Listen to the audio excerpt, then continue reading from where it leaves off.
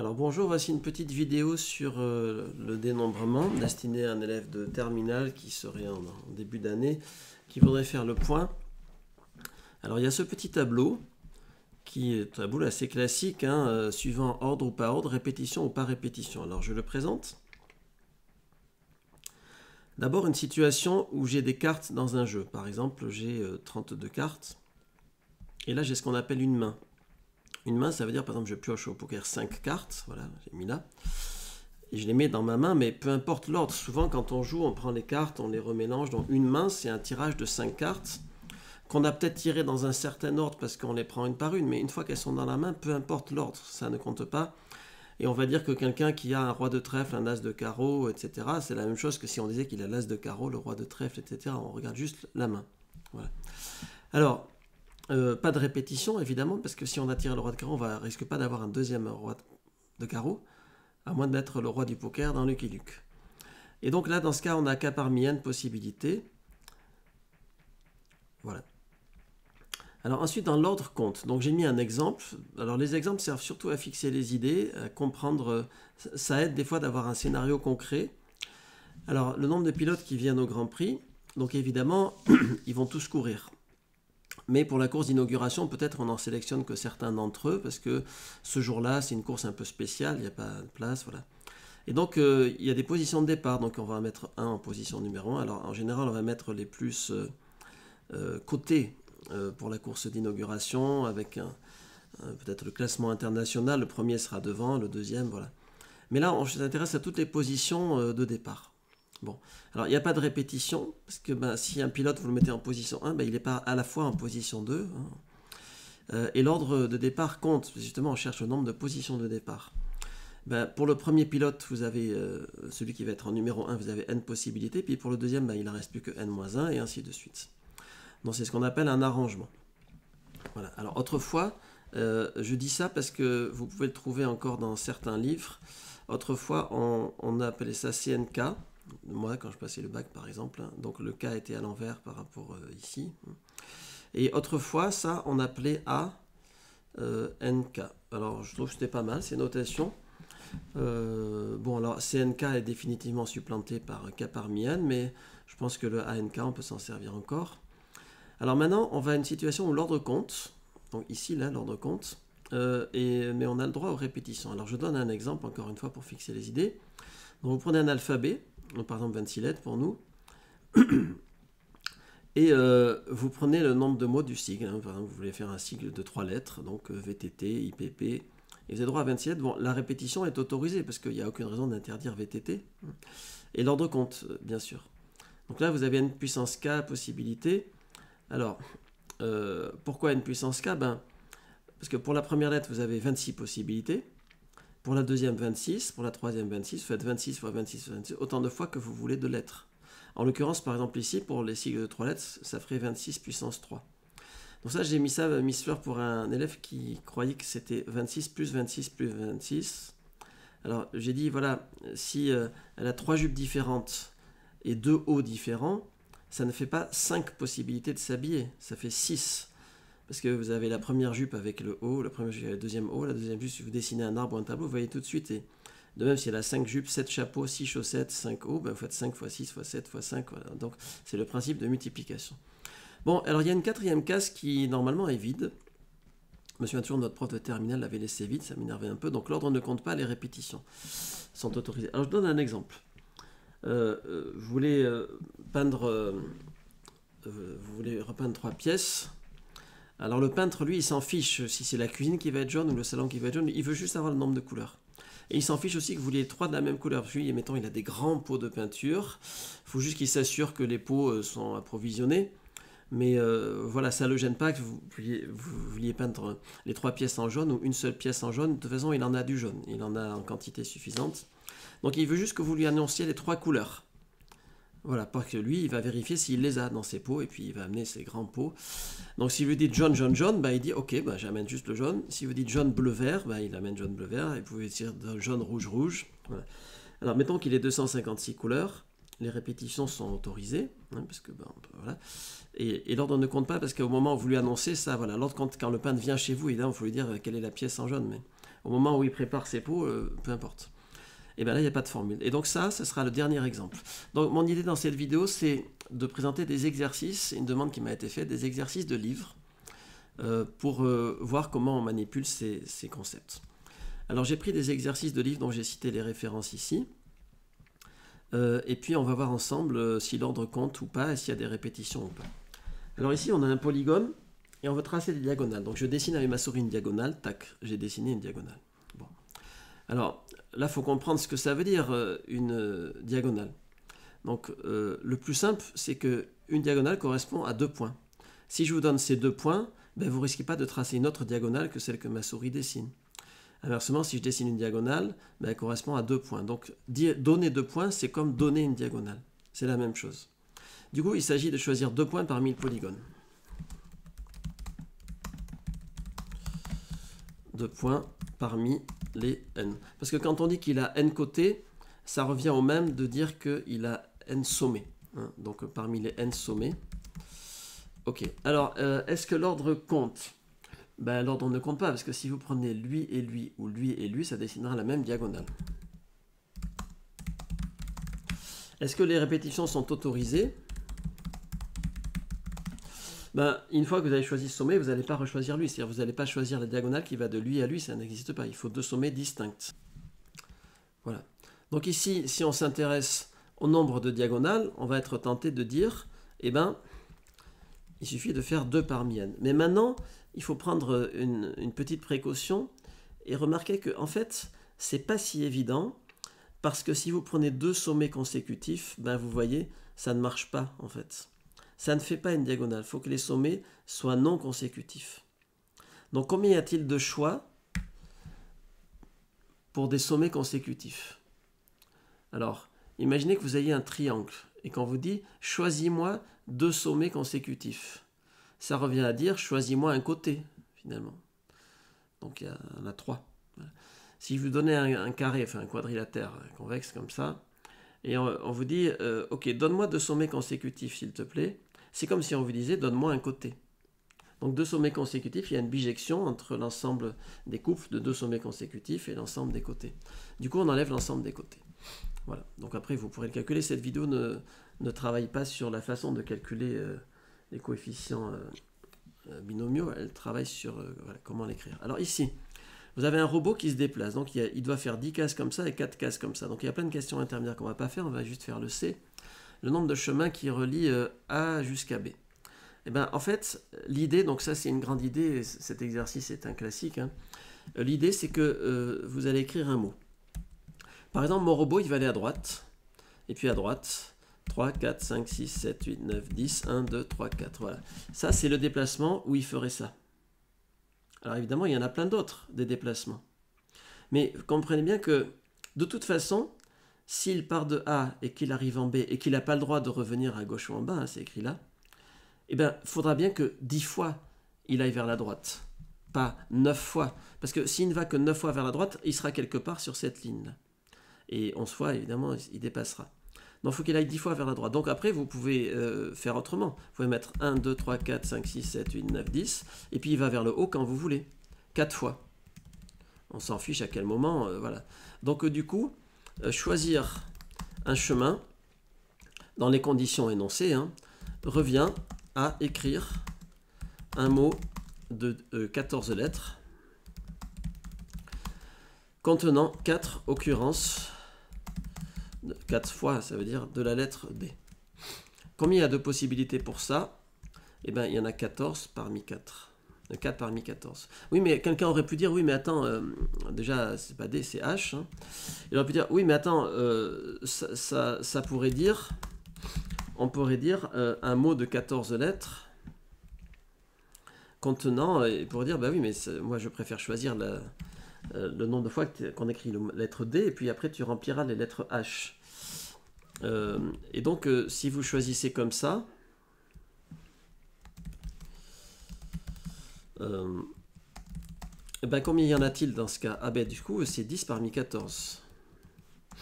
Alors comment se fait-il qu'avec 2 raisonnements différents, on trouve 2 résultats différents alors que ben, c'est le même problème? Ben, la réponse est toute simple. Hein. Encore une fois, je ne vais pas détailler tout ce qui concerne la quotient binomiale, mais c'est la formule de symétrie. 4 parmi 14 est égal à 10 parmi 14. Hein. Parce que 10 plus 4 égale 14. Voilà. Donc là, tu es encore dans un choix, un parmi. L'ordre ne compte pas, les répétitions ne sont pas autorisées. Alors regardons ici. Là, on parle de mots, donc quand on fait des combinaisons en maths, bon, on ne prend pas que les mots qui sont dans le dictionnaire, on prend n'importe quel assemblage. En fait. Donc peut-être à la place du mot mot, il faudrait dire sigle, ça serait plus simple, parce qu'on conçoit qu'un sigle, il peut être formé de lettres qui sont même parfois pas prononçables, comme VTT, c'est prononçable, sauf si on épelle les lettres. Donc voilà, ce qu'on appelle mot en maths, souvent dans ce genre de problème, c'est plutôt des sigles. Et combien peut-on écrire de mots de 4 lettres distinctes, dont U, D et N? Alors, si on faisait juste 4 lettres distinctes, sans la condition sur le N. Donc comment on ferait? Ben, là, l'ordre compte. Parce que si vous faites moulin, ou si vous faites moulin écrit à l'envers, ben, c'est pas le même sigle. Voilà, donc là, on est dans un cas où l'ordre compte. Est-ce qu'il y a répétition ici? Ben non, l'ordre compte et il n'y a pas répétition. Donc là, ben, pour la première lettre, vous comptez le nombre de lettres de moulin. Hein. Donc 1, 2, 3, 4, 5, 6, 7, donc ça ferait 7. Puis ensuite, il vous en reste 6, puis ensuite, il vous en reste 7, puis ensuite, il vous en reste 4. Donc c'est ce qu'on a appelé un arrangement, hein, à 7, 4. Voilà. Mais maintenant, on a une autre condition qui est plus compliquée. C'est qu'on veut qu'il y ait la lettre N déjà. Alors là, souvent en dénombrement, vous serez dans des situations où vous ne serez pas forcément dans l'un des 3 cas. Alors, on l'a vu, hein, là par exemple, on est dans cette situation, mais il fallait quand même rectifier. Bon. Alors ici, on veut qu'il y ait la lettre N. Donc ce qu'on va faire, c'est qu'on va d'abord s'intéresser au choix des autres lettres. Choix des 3 autres lettres. Donc déjà, on va s'intéresser sans l'ordre, et après on va rétablir l'ordre. Donc si on ne tient pas compte de l'ordre, et si on tient compte du fait qu'il n'y a pas de répétition, combien y a-t-il de choix pour les autres lettres? Ben, vu que vous avez déjà choisi le N, ben, il vous reste donc à choisir 3 lettres, on a dit, hein, mais parmi 6. M, O, U, L, I et S, puisque vous avez déjà choisi le N, hein, puisqu'on veut qu'il y ait la lettre N. Voilà. Choix des autres lettres, et choix maintenant des permutations possibles, des anagrammes, quoi. Alors maintenant, où est-ce qu'on en est? Donc, là, par exemple, vous avez choisi M, O, U et N. Mais maintenant, une fois que vous avez pioché ces 4 lettres, vous pouvez les mettre dans n'importe quel ordre. Vous avez donc maintenant 4 lettres à votre disposition, le N et les 3 autres. Combien avez-vous de choix possibles? C'est un anagramme. Donc vous avez 4 factoriels. Choix possibles, voilà. Alors, continuons. Alors, le jeu de Mastermind. Donc ça, c'est intéressant. Donc, le jeu de Mastermind, vous avez 5 trous. Voilà. Et puis, dedans, vous allez faire un code, c'est-à-dire vous allez mettre des couleurs. Alors là, les pions, il y en a beaucoup dans le jeu de Mastermind. Et des fois, on peut jouer avec les répétitions autorisées. Et des fois non. Alors évidemment, si on autorise les répétitions, c'est plus difficile tout simplement parce que ça donne plus de combinaisons possibles à celui qui doit deviner. Alors on va regarder ce qui se passe maintenant. Donc il y a souvent dans les dénombrements et les probas, moins maintenant, mais il y a souvent de l'implicite. Donc là ils disent on dispose 5 pions dans 5 trous. Donc il n'annonce pas s'il y a les répétitions ou pas.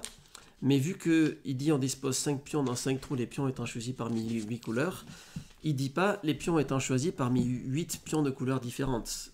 Donc vous avez un bac avec plein de couleurs, il y a 8 couleurs, donc l'énoncé sous-entend qu'on va compter avec les répétitions autorisées. Donc répétition autorisée, par contre l'ordre compte. Hein, Mastermind, si vous faites bleu, rouge, vert, noir, c'est pas pareil que bleu, noir, vert, rouge. Bon.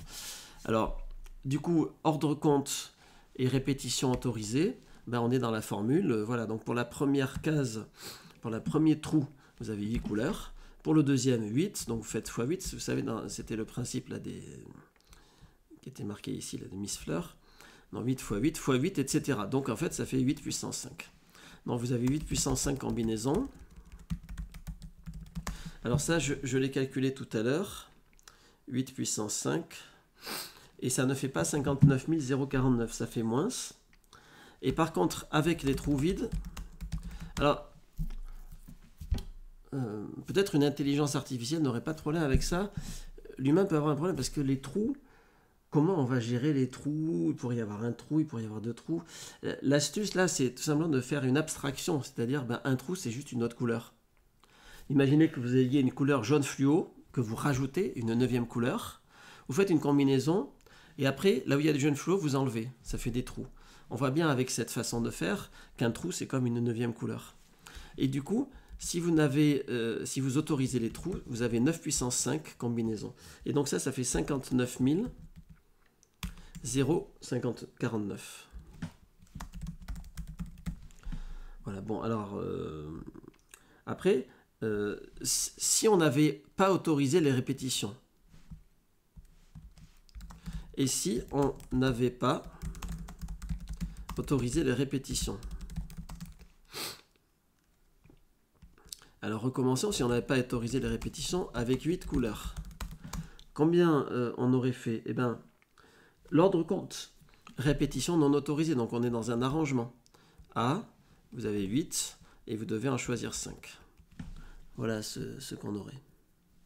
Alors maintenant, ce que je vais faire, c'est que je vais bien le présenter comme ça, vous allez voir pourquoi. Donc ici, ce que je vais faire, c'est que je vais faire avec répétition autorisée. Voilà. Alors, si on n'avait pas autorisé les répétitions, on a ça. Voilà.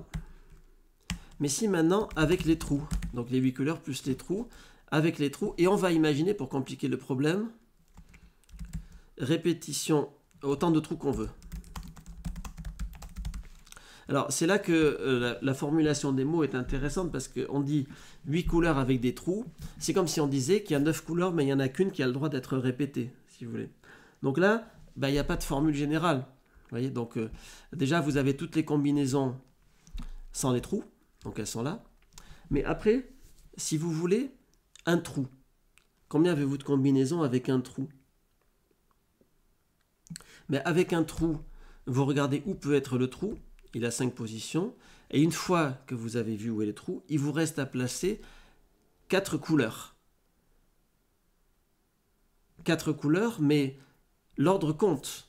Vous voyez? Si vous décidez de mettre le trou ici, il vous reste à placer 4 couleurs. 1, 2, 3, 4. Vous pouvez faire abstraction du trou. C'est comme si le Mastermind se jouait avec une combinaison avec un code à 4 couleurs. Si vous mettez le trou là, c'est pareil. Vous cherchez une combinaison à 4 couleurs. Donc, vous avez les 5 positions du trou possible fois, finalement, A, 8, 4. Imaginez maintenant que vous autorisiez 2 trous. Comment vous allez choisir où sont les trous? Vous avez 5 cases possibles et vous voulez 2 trous. Donc il n'y a pas de répétition parce que si vous mettez les trous au même endroit, évidemment, ça ne veut rien dire. L'ordre compte. Ou l'ordre ne compte pas. Alors c'est intéressant cette question parce qu'on pourrait facilement s'embrouiller. De quel ordre parle-t-on? Donc imaginons que les cases, vous les numérotiez C1, C2, C3, C4, C5. Et vous devez en choisir 2 parmi elles pour y mettre les trous. L'ordre ici, quand on est en train de faire ça, c'est l'ordre dans lequel on va choisir les trous. Donc, quelqu'un va dire, ok, moi je choisis de mettre un trou en C3, un trou en C5. Okay, l'autre va arriver et va dire, moi je choisis de mettre un trou en C5, un trou en C3. C'est pareil. Donc, au moment où l'on choisit les 2 trous, l'ordre ne compte pas. De ce fait, le nombre de choix de 2 trous, c'est 2 parmi 5. Fois, une fois qu'on a 2 trous, il nous reste à choisir une combinaison à 3 couleurs. À 8, 3. Ensuite, si on mettait 3 trous, allons-y, on a compris maintenant. Fois A, 8, 2. Si on mettait 4 trous, c'est parti, on n'a peur de rien. 4 parmi 5 fois A, 8, 1. Alors A8, 1, ça fait 8. Hein. Si vous regardez la formule de A8, 1, quand K égale 1, N-1 plus 1, ça fait N, donc il reste que N, ça fait 8. Évidemment, parce que la dernière case où vous ne mettez pas de trou, c'est-à-dire le dernier trou où vous mettez une couleur, je peux dire ça aussi comme ça, il y a 8 couleurs possibles. Hein. Mais après, il reste la possibilité d'avoir 5 trous aussi. C'est assez vicieux quand même de jouer au Mastermind avec en mettant 5 trous. Alors là, vous mettez 5 parmi 5. Vous savez que ça fait 1 parce qu'il n'y a qu'une seule façon de choisir 5 trous, c'est en mettant les 5 partout. Fois, et là, vous avez plus de couleurs à choisir. Alors évidemment, A8-0, ça veut un peu rien dire. A8-0, si vous voulez, c'est... ça fait 1, quoi. Voilà, c'est-à-dire que je l'écris formellement, mais ça fait 1. Une fois que vous avez mis 5 trous, il n'y a plus de couleurs à choisir. Donc voilà ce que vous pourriez dire sur cet exercice. On continue. Alors là maintenant, exercice très classique, hein, poker. Vous avez des mains de 5 cartes. Alors ce que je vais faire, c'est que je vais vous mettre ici les couleurs. Parce que, bon, peut-être tout le monde ne joue pas aux cartes. Donc ça, c'est un jeu de 32 cartes. Hein. Donc il n'y a pas marqué ici, sous-entendu, jeu de 32. Voilà. Donc vous avez après des jeux de 52 cartes. Là, vous avez tous les chiffres de 2 à 6 là, qui se rajoutent, hein, le 1 étant l'as de toute façon. Et après vous avez le jeu de 54 cartes, 52 cartes plus le joker. Alors ici, on demande différents types de mains. On tire une main. Bon, alors. Voilà. Donc une main contenant un carré. Donc là, ce que vous allez faire, c'est que vous allez choisir... Donc là, il y a plusieurs choix à faire. Hein. Vous allez choisir la hauteur du carré. Et après, vous allez choisir la hauteur de l'autre carte. Donc vous avez 2 hauteurs à choisir. Par exemple, ça peut être un carré de 8 avec un valet de cœur. Ça fait bien 5 cartes. Donc vous avez 2 hauteurs à choisir et l'ordre compte. Parce que si je dis je choisis 8... je choisis le 8 et le valet. Le gars, il va dire, mais c'est lequel que tu prends comme carré? C'est 8, le carré de 8 avec un valet ou le carré de valet avec un 8? Vous voyez, l'ordre compte. Donc vous allez annoncer que vous choisissez d'abord, par exemple, la hauteur du carré et après la hauteur de la carte toute seule. Donc l'ordre compte. Donc vous avez parmi combien de hauteurs? Bon, alors on a 1, 2, 3, 4, 5, 6, 7, 8. 8 x 4, 32, de toute façon, 8. Et on choisit 2 hauteurs. Voilà. Et une fois que vous avez choisi les 2 hauteurs, qu'est-ce qu'il vous reste comme choix à faire? Pour la carte qui est toute seule, mettons le valet, si vous choisissez un carré de 8 mettons, et un valet de seul, il y a 4 possibilités pour le valet. Voilà. Donc voilà le nombre de mains contenant un carré. Alors une paire. Donc une paire, combien de... Alors quand on dit une main contenant une paire, je vais un petit peu rectifier l'énoncé. Je vais dire... je vais faire un sous-entendu encore, parce que si vous voulez... Au poker, si vous avez une paire et une deuxième paire, on ne dit pas que vous avez une paire, on dit que vous avez une double paire. Donc là, je reconnais que l'énoncé est ambigu, le mot contenant peut-être, alors je vais dire de mains qu'on puisse présenter comme étant une paire. Voilà. De mains qui correspondent à une paire. Je vais dire ça, donc je ne vais pas dire qu'il peut y avoir une deuxième paire. Du coup, combien y a-t-il de hauteurs à choisir? Vous avez 4 hauteurs à choisir. Une hauteur pour la paire, par exemple paire de 7. Et puis après, les 3 autres couleurs doivent être distinctes. Parce que ne faut pas qu'il y ait d'autres paires ou de brelans. Brelan, c'est quand il y a 3 cartes pareilles. Du coup, une fois que je choisis la paire, vous devez choisir une autre carte. Donc, si vous choisissez une paire de 7 noire, il ne faut pas reprendre un 7, ça ferait un brelan. Ou un carré si vous en preniez 2. Donc, vous avez 4 hauteurs à choisir, dont une privilégiée. Celle où va y avoir la paire. Alors regardons d'abord la hauteur où va y avoir la paire, 8. Très bien, parmi les 7 restantes, l'ordre ne compte pas, parmi les 7 restantes, vous devez en choisir 3. Voilà. Alors vérifions. Donc au début, vous choisissez la couleur, la hauteur dans laquelle vous allez mettre la paire. Et après, il vous reste 7 hauteurs au choix, mais vous devez choisir 3 hauteurs distinctes. Alors peu importe l'ordre, parce que si vous dites, bon, je prends une paire de 7 là, et puis je vais construire une main contenant juste une paire, bon, mais si vous dites, je prends après un 10, un valet, une dame, ou une dame, un valet, un 10, c'est pareil, l'ordre ne compte pas dans la façon dont vous choisissez. Bon. Une fois que vous avez choisi ça, c'est pas fini, parce que, ok, vous avez choisi par exemple la paire, mettons vous avez choisi la paire de 7. Donc une fois vous dites à quelqu'un, donne-moi une paire de 7. Combien y a-t-il de possibilités d'avoir une paire de 7? Vous devez en choisir 2 parmi 4, sans répétition, peu importe l'ordre. Bon, mais une fois que vous avez choisi les 3 hauteurs distinctes, par exemple, vous dites, après ma paire, je rajoute un 10, un valet, une dame. Combien vous avez de possibilités? C'est le principe de Miss Fleur, là, c'est-à-dire vous avez 4 possibilités pour le 10, 4 pour la dame, valet, et 4 pour la dame, si vous prenez 10, valet, dame. Autrement dit, si vous choisissez 10, valet, dame, ok, tu vas me prendre un 10, un valet, une dame. Ok, tu veux quoi comme couleur? Tu me donnes cœur, carreau, cœur. Donc le gars, il comprend que cœur, carreau, cœur, c'est cœur pour 10, carreau pour valet, cœur pour dame. Du coup, une fois que vous avez choisi 10 valet, dame, et 3 auteurs toutes seules, vous devez annoncer 3 couleurs. Mais vous pouvez répéter. Vous pouvez prendre les 3 de cœur, ça n'empêche pas. Du coup, on est ici où l'ordre compte, parce que le cœur, c'est pas pareil si vous mettez à 10 ou à la dame, donc l'ordre compte, mais les répétitions sont autorisées. L'ordre compte, répétition autorisée, donc on est là. Voilà. Et donc là, on a fini pour une paire. Alors maintenant, on veut 2 paires distinctes. Donc là, c'est pareil. Vous allez choisir 2 auteurs qui vont être les paires. Par exemple, je choisis une paire de 7, une paire de valets. Ok. Donc peu importe l'ordre. Si vous dites je choisis une paire de valets, une paire de 7, c'est pareil. Donc vous avez combien d'auteurs? 7, vous en choisissez 2. Et après, il faut choisir la carte qui va être toute seule. Donc la carte qui va être toute seule, tout simplement, il vous reste combien de hauteurs autorisées? 5, 1, 2, 3, 4, 5. 5 x 4, on peut directement mettre. Hein. C'est-à-dire si vous choisissez... Alors pour simplifier, je vais dire, je choisis une paire de 7, une paire de 8. Il vous reste à prendre une carte toute seule parmi ces 20-là. Pardon, je me suis trompé, c'est 2 parmi 8. Voilà, donc je me suis trompé, c'est 2 parmi 8. C'est comme j'étais sur le chiffre 7 là. Donc c'est 2 parmi 8. Voilà, vous choisissez 2 parmi les 8 auteurs possibles. Voilà. Alors maintenant, une fois que vous avez choisi les deux, combien vous avez de possibilités? Vous dites, je prends une paire de 7, une paire de 8. Ok, pour la paire de 7, vous avez 2 parmi 4. Et pour la paire de 8 aussi. Donc voilà. Alors après, pour le dé, un full. Donc un full, ça veut dire une paire et un brelan en fait. Hein. Alors là, vous devez choisir 2 hauteurs. Mais l'ordre compte. Parce que vous devez choisir, ok, je prends un brelan de 9, une paire de 10, c'est pas pareil qu'un brelan de 10, une paire de 9. Hein. Donc ici, l'ordre compte sans répétition. L'ordre compte sans répétition. Donc l'ordre compte sans répétition, c'est A, 8, 2. Donc vous choisissez 2 hauteurs parmi 8, l'ordre compte. Donc A8, 2, ça veut dire, si vous regardez la formule, hein, ça veut dire 8 x 7. Logique. 8 hauteurs possibles pour le brelan, 2 pour la paire. Bon. Alors, une fois que vous avez choisi ça, pour le brelan, mettons vous dites, je veux un brelan de 10.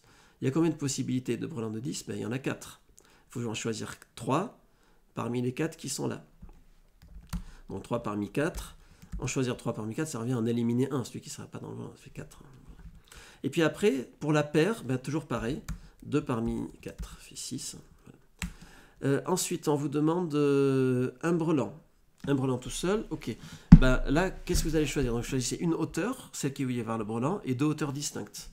Donc, pour le brelan, vous avez 8 hauteurs. Il vous en reste à choisir 2 parmi 7. Peu importe l'ordre, parce que si vous dites, je prends un brelan de 7, puis après, je prends un 10 et un valet, c'est comme si vous dites, je prends un brelan de 7, et après, je prends un valet et un 10. Donc, l'ordre compte pas. Il y a un choix privilégié de celui où il y a le brelan, mais voilà. Donc, après, une fois que vous avez choisi votre brelan, c'est pareil, 4 possibilités, 3 parmi 4, si vous voulez que ce soit plus clair. Voilà. Et puis après, pour la carte toute seule, vous avez 4 possibilités. Pour la deuxième carte toute seule, 4 possibilités, donc 4 au carré. Voilà, donc je continue. Il nous en reste 2. Alors, 2 avant celui qui correspondait à la 4e case, là. Alors, je mets, voilà, centre. Ok. Donc, alors, je l'ai mis là, celui-là, parce qu'il faut bien voir que des fois, c'est le bon sens qui compte, si vous voulez. Hein. Bon, donc là, il y en a 300 qui possèdent les 2 espèces. Et il y en a 1160 qui ont un chien. Donc, que représente mon point d'interrogation? Si vous faites 1160 moins 311 moins 3, ça fait 8. 860 possèdent uniquement un chien. Voilà, c'est du bon sens, vous voyez. Puisque 300 possèdent un chien et un chat, c'est écrit là. Et 1160 ont un chien. Quand on dit ont un chien, attention, on est un peu dans ce langage courant. C'est comme si vous disiez à quelqu'un, alors vous avez plein de gens qui ont soit un chien, soit un chat, soit les deux, puis le gars arrive, il dit, t'as quoi toi? Il dit, moi j'ai un chien. Donc là, t'as un chien, ok. Et si l'autre il vous dit, oui j'ai un chat aussi, on va dire, ok, mais sois clair, dis-moi directement que t'as les deux. Vous voyez, dans la vraie vie, si le gars il vous dit il a un chien, si vous êtes en train de dire je veux savoir ce que vous avez comme animaux, chien ou chat ou les deux, si le gars vous dit j'ai un chien, on comprend qu'il veut dire j'ai juste un chien. Mais là, mathématiquement, on vous dit ils ont un chien, c'est au pied de la lettre, c'est-à-dire ils ont un chien. C'est-à-dire le mec qui a un chat et un chien, effectivement, il a un chien, puisqu'il a un chat et un chien. Donc il y a eu toute une ambiguïté de la formulation mathématique là. Quand on dit il a un chien, ça veut dire qu'il a entre autres un chien, peut-être autre chose. Donc possède uniquement un chien, pardon, la conjugaison. Et de même pour les chats, vous voyez, c'est exactement pareil. Donc ça, c'est que du bon sens, il n'y a pas de difficulté. Alors celui-là, je termine avec celui-là. Bon, celui-là est un peu spécial. Alors combien de nombres inférieurs à 10 puissance p? Donc je vous propose qu'on prenne p égale 4 pour bien comprendre. Donc combien de nombres inférieurs à 10 puissance 4? On a 10 puissance 4. 10 puissance 4, ça fait 10 000. Donc on a 999 nombres inférieurs ou égaux à 10 puissance 4. Alors, vous avez vu que là, j'ai pas compté le 0. L'énoncé ne dit pas si on compte le 0. Donc, un nombre entier, déjà, vous avez une ambiguïté. Un nombre entier, ça peut vouloir dire entier naturel ou entier relatif. Donc, évidemment, entier relatif et inférieur, il y en a une infinité. Il faut aller jusqu'à moins l'infini. Donc, c'est sous-entendu entier naturel. Donc, c'est sous-entendu 0 compris, mais 0 certainement à rien ici. Donc, je ne vais pas le compter. Voilà. Alors, donc, j'ai tous ces noms, celui-là étant le plus grand, et 1 étant le plus petit. Alors maintenant, on veut que la somme des chiffres soit égale à 3. Donc, si vous voulez, qu'est-ce que ça veut dire? C'est comme si vous aviez 3 pommes, et vous vouliez les répartir entre 4 personnes. Alors évidemment, tout le monde n'aura pas de pommes. Vous pouvez avoir 1 plus 1 plus 1 plus 0, qui sera différent de 0 plus 1 plus 1 plus 1, parce que le gars qui n'a pas de pomme, il n'est pas content. Alors c'est pas pareil si c'est le premier gars ou le quatrième gars. Vous pouvez avoir aussi 3 plus 0 plus 0 plus 0. Vous pouvez répartir 3 pommes en 4 personnes. Donc ça s'appelle stars and bars. Alors j'explique. Donc vous avez 3 pommes réparties en 4 personnes. Donc on va dessiner 6 cases. Alors avant d'expliquer pourquoi je dessine 6 cases, je vais donner un exemple. Donc ici, imaginons que une pomme, vous me représentez par une étoile, stars. Ok, donc le premier gars, il a 2 pommes. Le premier gars, il a une pomme. Et les barres servent à délimiter à qui vont les pommes. Donc vous voyez, dans cet exemple, le premier gars, il a 2 pommes. Le deuxième, il en a une. Le troisième, il en a 0. Le quatrième, il en a 0. Vous auriez pu faire aussi ça. Ça veut dire que là, le premier gars à gauche de la première barre, il n'en a pas. Là, il n'en a pas. Là, il n'en a pas. Et là, il en a 3. Alors, si vous voulez, vous voulez répartir en 4 personnes. Ça revient à dessiner 3 barres. 4 personnes, c'est 3 barres. Parce que si vous avez un gros tas comme ça, vous voulez le diviser en 4. Ben, vous tracez un trait, un autre trait, un autre trait. Vous avez bien divisé en 4. Peu importe, c'est égal ou pas, hein, mais pour diviser en 4 personnes, il faut tracer 3 traits. Donc, vous avez 3 pommes et 3 traits. 3 et 3, 6. Je dessine donc un schéma de 6 cases et je mets où je veux 3 barres et 3 étoiles, stars and bars. Et j'ai toutes les répartitions que je veux comme ça. Vous voulez une autre répartition? Par exemple, tout à l'heure, j'ai dit 1 plus 1 plus 1. Très bien, une pomme. Oups, pardon. Une pomme. Je vais enlever lui pour que vous voyez mieux. Une pomme. Et on a mis la barre là, ça veut dire que le quatrième, il n'a rien. Vous avez toutes les combinaisons possibles, elles sont illustrées là. Donc ça fait combien? Ben, ça fait, on a choisi quoi? On a choisi 3 barres, ou 3 pommes, peu importe, parmi 6 cases. Voilà. Donc c'est ce que j'ai mis ici, là. Non, pardon, c'est pas ce que j'ai mis là. C'est ce que j'ai mis en dessous, là. Si vous avez n le nombre de pommes, k le nombre de gourmands, on cherche le nombre de partages.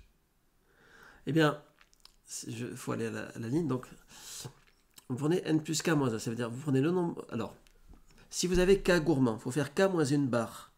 Comme tout à l'heure, il y avait 4 gourmands, il fallait faire 3. Il faut faire k moins une barre. Donc, vous allez faire des cases. Vous allez mettre soit une pomme, soit une barre. Donc, des pommes, il y en a n. Des barres, il y en a k moins 1. Donc, ça, c'est le nombre de cases. Tout à l'heure, c'était 6. Et ça, c'est le nombre de barres à mettre. Voilà pour stars and bars. Et le dernier, alors vous voyez, le dernier, il est apparemment compliqué. Donc, en fait, il n'est pas compliqué. Donc, si vous voulez, combien y a-t-il de choix où vous allez utiliser 3 couleurs distinctes?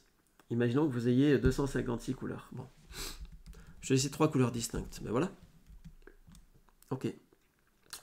Maintenant, combien y a-t-il de choix avec 2 couleurs distinctes? Ben voilà. Maintenant, combien y a-t-il de choix avec une seule couleur? Ben, un choix. Choisissez la couleur que vous voulez. Voilà. Et ben donc voilà, c'est tout. Donc là, quand vous avez ici dans cette 4e case répétition autorisée et l'ordre ne compte pas, il n'y a pas de formule. Il n'y a aucune formule possible. Parce qu'en fait, vous pourriez choisir toutes les possibilités, 256 puissance 3, mais vous ne pouvez pas diviser par le nombre de permutations. Parce que quand vous prenez 3 couleurs, par exemple rouge, jaune, bleu, une fois que le peintre arrive avec son rouge, son jaune, son bleu, il y a 6 possibilités.